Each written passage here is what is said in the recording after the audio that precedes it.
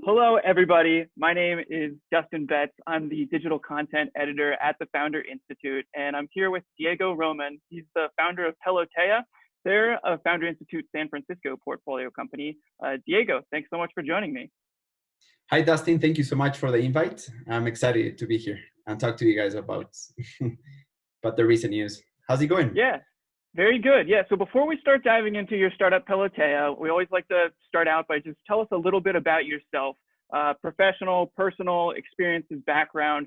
What was it that led you originally to founding this sports technology company? Sure. So my name is Diego Román. I am originally from Ecuador. I went to study at Arizona State University. I did a bachelor's in industrial engineering and a master's as well. I've been passionate about soccer. I've played all my life, and it kind of gave me all these opportunities, right? I went to college also due to soccer over there at ASU, at Arizona State. I did play soccer as well for the entire time. Thanks to that, I got an opportunity in Switzerland to go work over there. I kept playing soccer.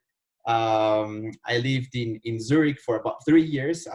It was more in technology and retail on the consultant side.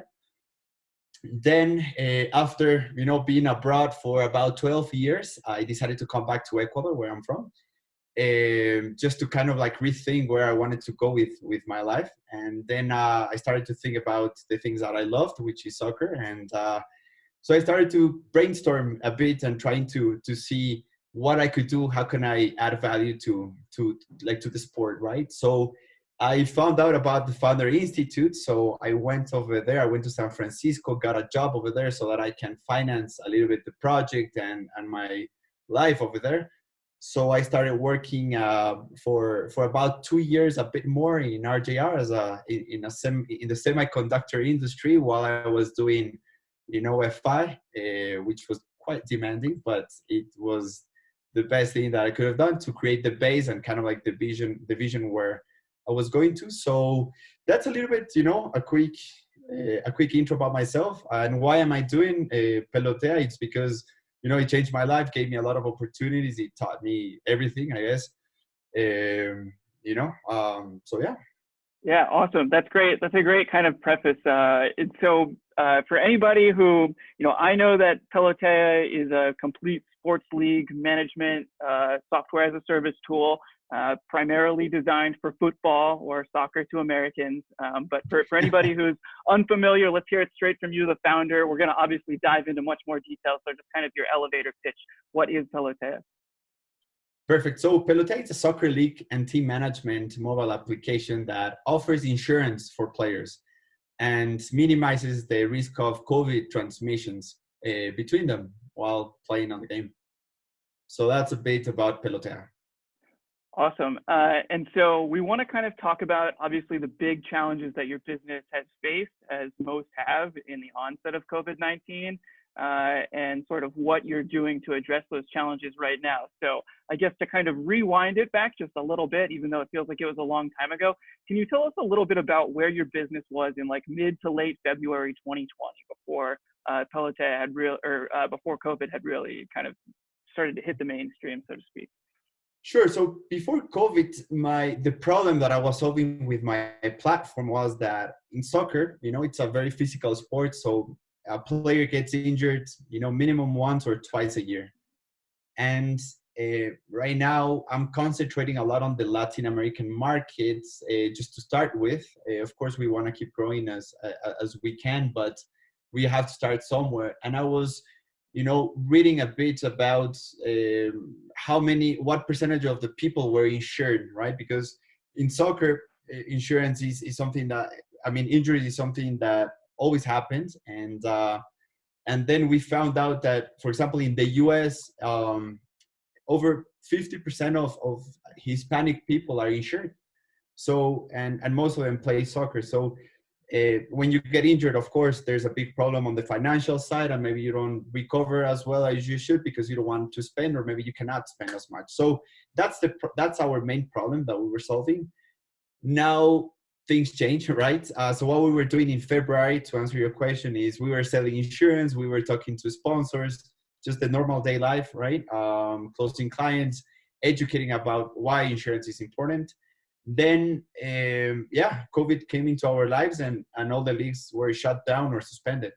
Yeah, so tell us how that happened. Like when it first hit, what was the initial like impact on your business, the most immediate kind of challenges that you faced, I guess.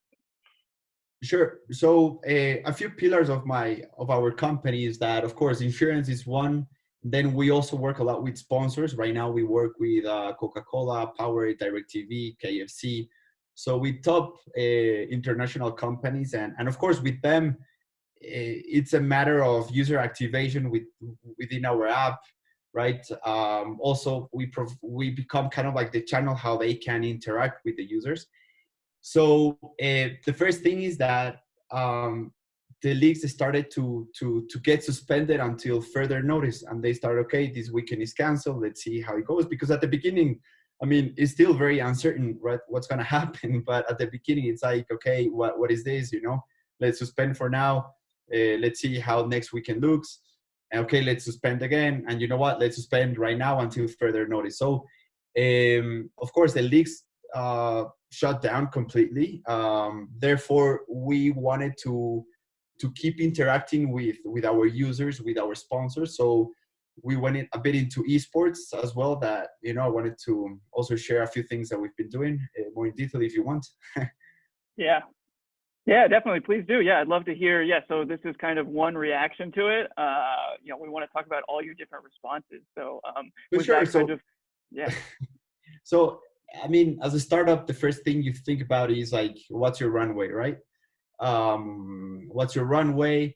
So the first things we did is like analyze all our costs and try to minimize as much as we can. That was the first response. So we even had to cut down a few, a few people, unfortunately, but just go survival mode kind of a thing, right? That was the first thing.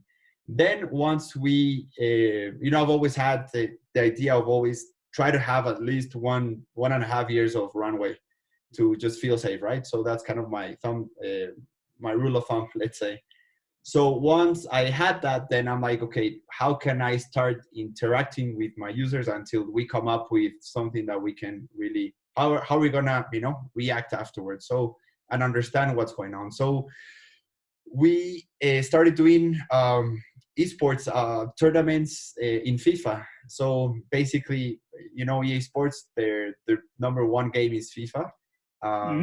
Every player that plays on the field, a big percentage also plays virtually, right? And FIFA 20 is definitely the number one game. So we started to do a tournament with our users, and also we just launched the tournament globally, internationally. So we had a few people around South America, even in the US. We had about we already did about 2 tournaments. We had about 200 players in each of the tournaments.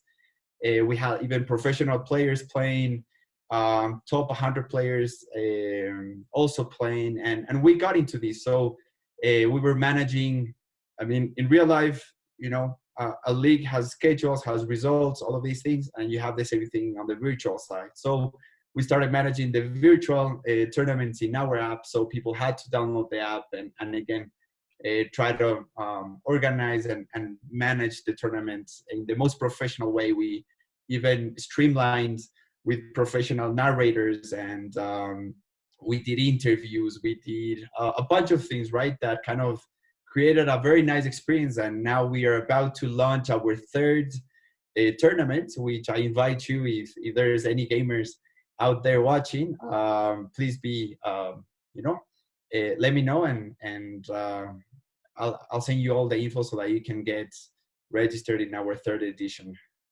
Yeah, we'll include the link to that after we're done here with the interview. We can drop it right in the comments here, so anybody who's watching, we can definitely help promote that. So yeah, I'm really curious. Just about, we don't have to stick on esports, but so it's mostly your like existing users who, like you said, there's a ton of crossover between esports and people who play in person, or is it also bringing in a lot of people who are purely the esports fans? what's kind of the audience like? Is it your existing users, or really bringing in a lot more outside people? So most of them are new users, are definitely younger people, right? From 17 to 24 years old. Usually our normal users are 20 and over, usually. But yeah, I mean, but the users are new, most of them, definitely. That can definitely give us some possibilities in the future to upsell and maybe, you know, use our app not just for the virtual stuff, but also for the real world. So yeah, I think it could be a good opportunity. On Yeah. that. Also for the sponsor side, you know, esports. I mean, I'm still kind of new in the industry, and but it's an entire world, and I think right now in COVID it has gone up tremendously. So we're still gonna do a few tournaments every month or so, right? To keep digging in and see where we can get to with this new line of business, I guess, from that Mhm. side. Awesome. And do you want to talk about, I guess, other responses? So this is kind of one Yeah, addition, was so like you guys exactly. launched this new league management, but then you also mentioned about the insurance side on like insuring for COVID, or you want to talk about other responses that you guys did initially or in the week Sure. following? Sure. So afterwards, so with this already running, I started thinking, okay, so COVID, you know, creates a bunch of problems, and I started seeing how, you know, people were incentivizing startups to kind of solve any type of problem, right? Even going, how are you going to go to work? How are you going to send this? So I mean, here in Ecuador, you know, it has been a great push for all the digital channels. So, anyways, so as a soccer league management, right, we started to see, okay, insurance is our injuries in soccer is our number one problem, and because they're not insured. But now we also have to add this other component of the exposure to COVID, right? Even if we don't want to, it has to be part of the problem that you're solving right now, at least for the next 6, 8, 12 months. I mean, we still don't know when that's going to.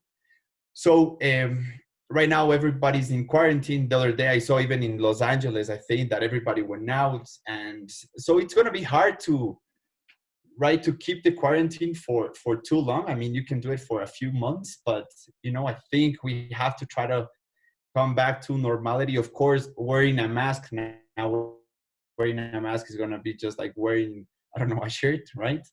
So from the sports standpoint as well, right, so leagues are going to come back, and we have to create a way to protect them. So on the professional side, I think it's a lot more controlled, and they have a much bigger budget and access to a bunch more, you know, resources to kind of like take care of themselves, and a lot more control on where they are.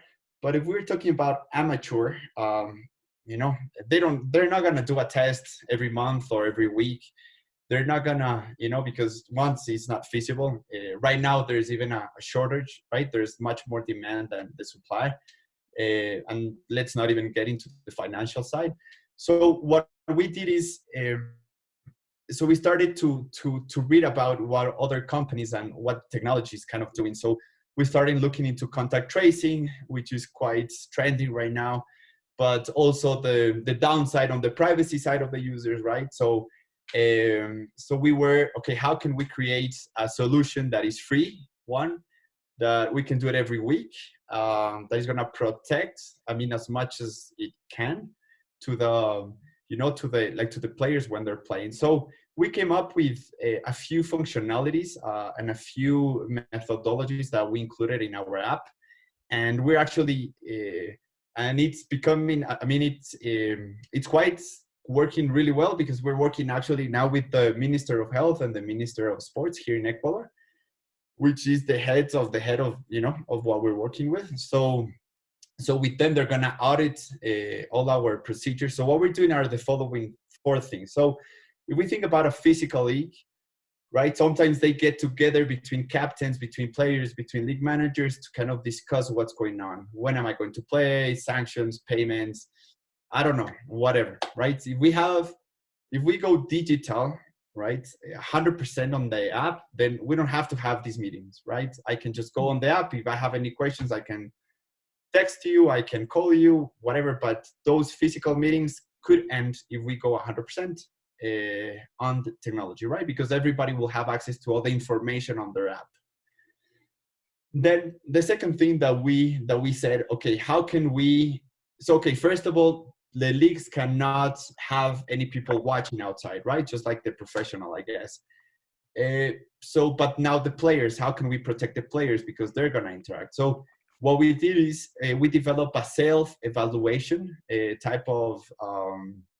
So I confirm that I go to the game.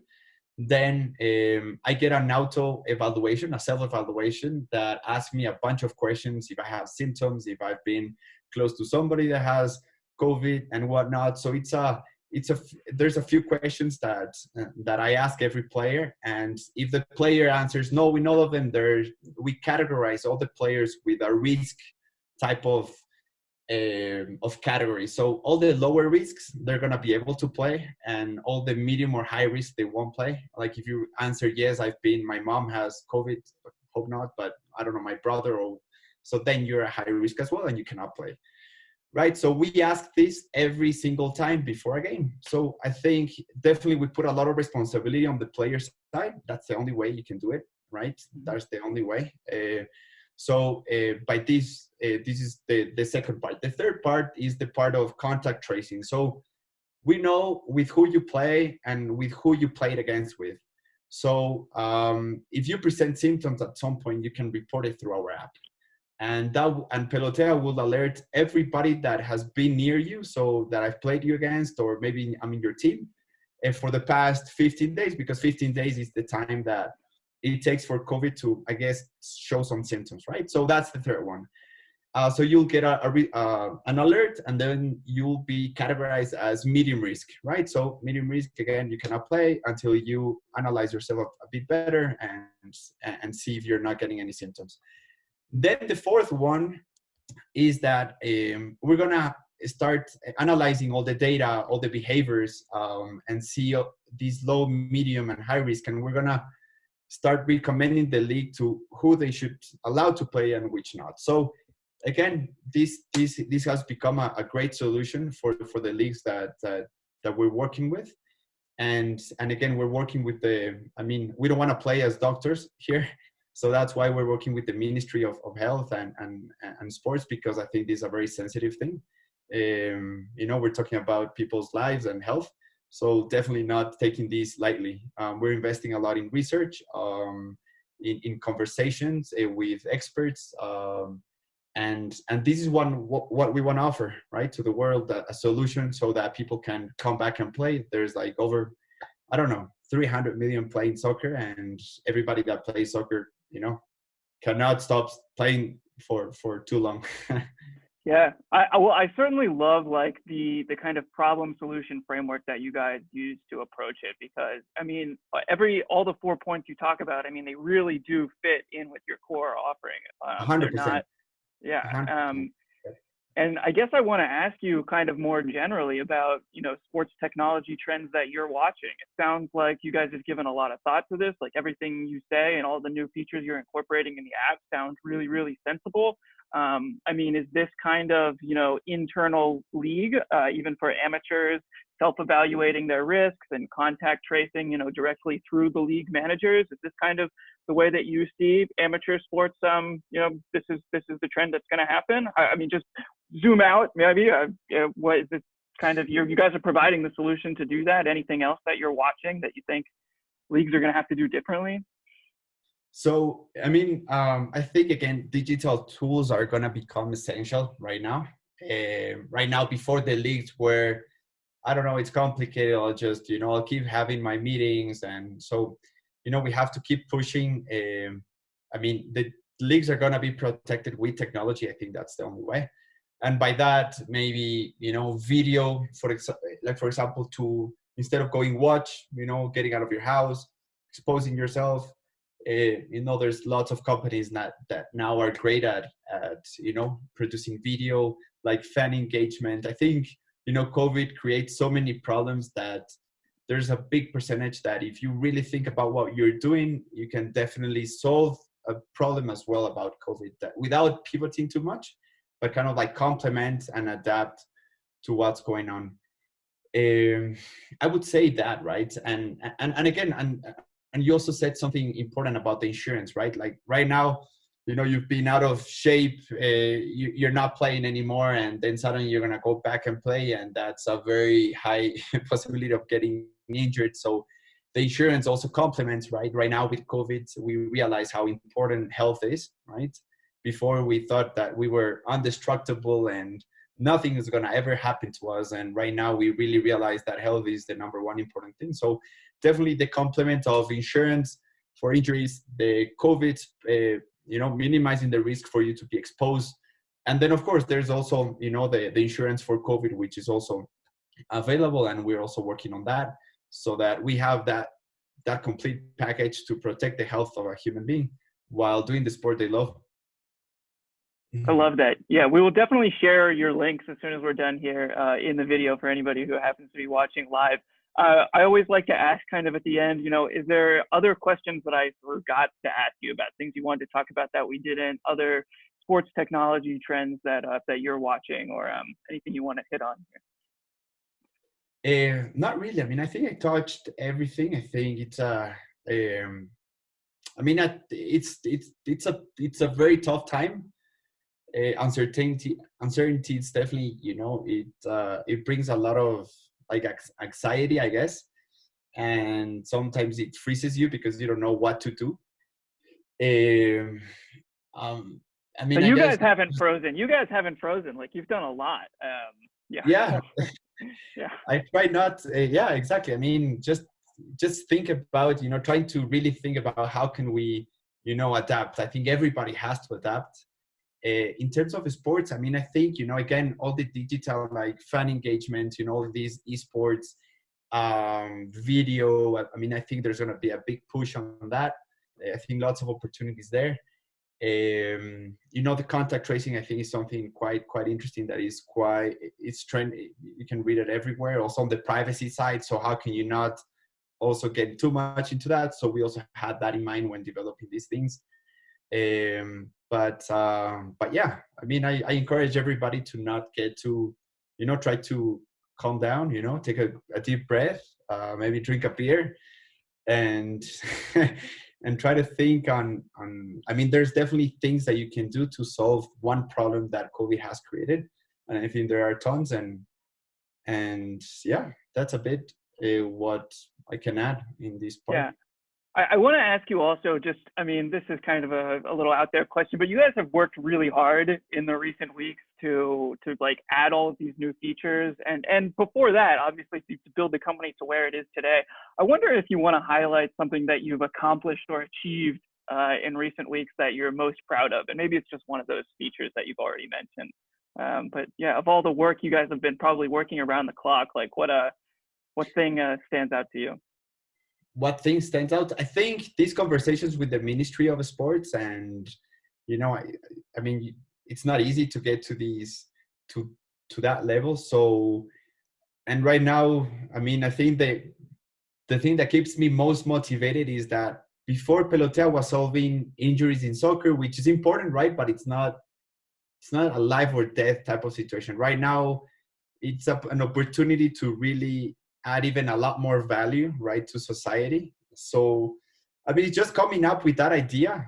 It just keeps me really happy, right? And how the team has adapted to this. I mean, my entire team, we all took a cut in our salary. So just everything, like how the team, understands the situation, and just trying to not get kind of stressed out, and kind of like think on how we can adapt and surpass, and just the idea of how can we help soccer leagues. I think that's the thing that I'm the most proud of. And of course, the idea is easy, and the implementation and the that's the hard part, right? So I don't know if there's anybody here watching, or if there's any way we can get to to as many soccer leagues out there, right, to ministries in other countries, federations, associations, right?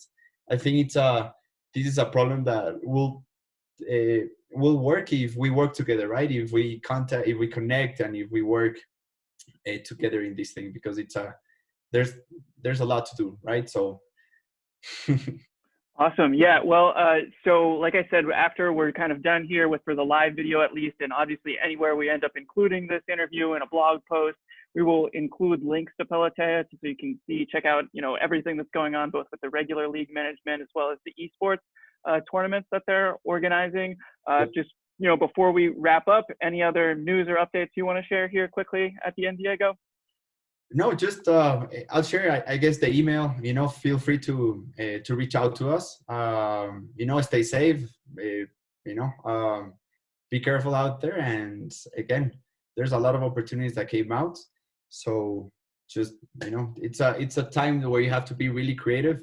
And what I say all the time, and what I've talked to my investors is that if you can come out better than how you came in the pandemic, you can do anything, right? And anybody that is supporting you is gonna support you even more, and everybody that believed in you is gonna believe even more in you. So it's a good test, I guess. I like challenges, so it's a good one. Awesome. Well, we super appreciate you taking the time and talking us through how Pelotea is literally addressing the challenges that you guys are facing and coming up with great solutions. So thank you so much for your time, Diego Román.